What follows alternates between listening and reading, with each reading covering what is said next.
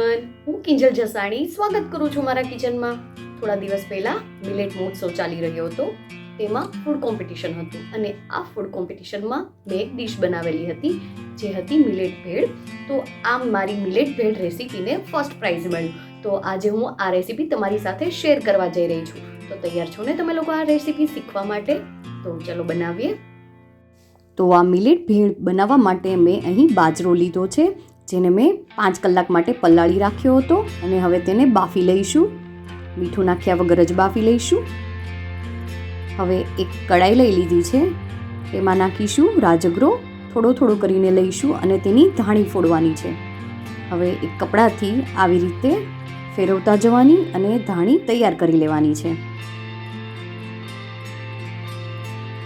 કોઈ પણ મિલેટ હોય ને તેને પાણીમાં પલાળવાનું 4 થી 5 કલાક અને બાફવાનું. બાફતી વખતે મીઠું નાખવાનું નહીં, કારણ કે મીઠું નાખવાથી જે તેના પોષક તત્વો હોય ને તેનો નાશ થાય છે અને મિલેટ ખાવાનો કોઈ અર્થ રહેતો નથી.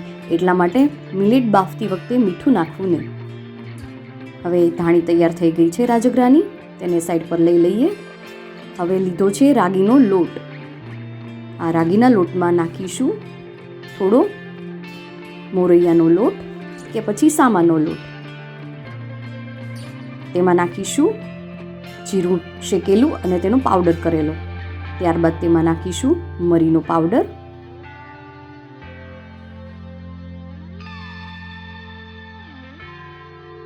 હવે તેમાં નાખીશું સ્વાદ પ્રમાણે મીઠું. બધું મિક્સ કરી લઈએ બરાબર.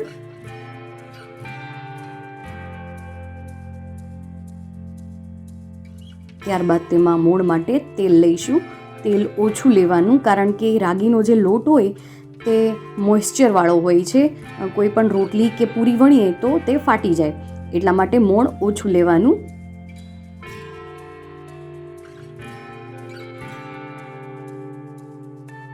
હવે તેને સાદા પાણીથી લોટ બાંધી લઈશું.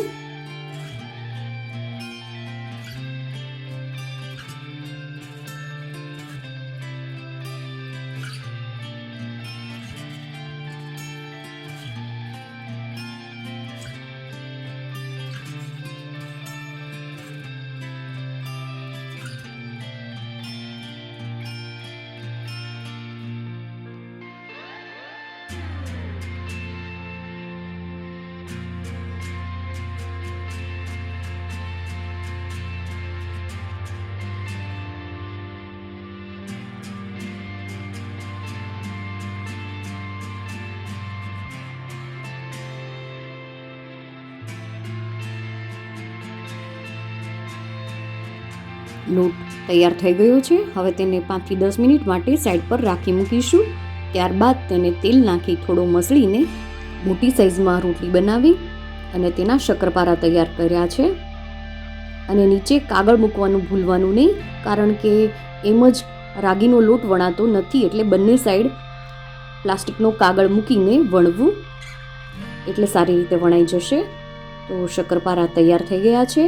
હવે તેને તળી લઈશું અને આ તળેલા જે શક્કરપારા છે તેનો ભૂકો કરી લઈએ અને ભેળની પ્લેટ તૈયાર કરીએ.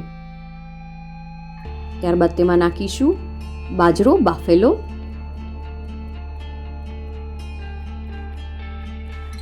ત્યારબાદ તેમાં નાખીશું મસાલાવાળી શીંગ.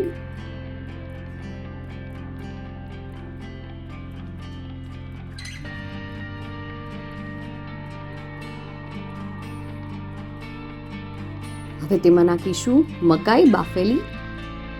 આ ભેળ બનાવવા માટે મેં કોઈ બીજા લોટનો ઉપયોગ કર્યો નથી, તેમજ બાફેલા બટેટા કે મમરાનો પણ ઉપયોગ કર્યો નથી.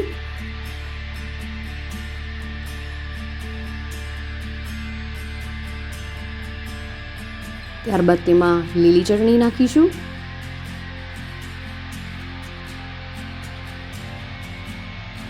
અને હવે નાખીશું ખજૂર આમલીની ચટણી. હવે ટેસ્ટ વધારવા માટે તમે અહીં પર ટમેટા અને કાંદા પણ એડ કરી શકો છો. મેં એડ કર્યા નથી. ત્યારબાદ જે રાજગરાની ધાણી તૈયાર કરી હતી તે નાખીશું અને સેવથી ગાર્નિશ કરી લઈએ અને આ મિલેટ ભેળને સર્વ કરીએ. તો કેવી લાગી મારી રેસીપી તે જરૂરથી જણાવજો. આવજો.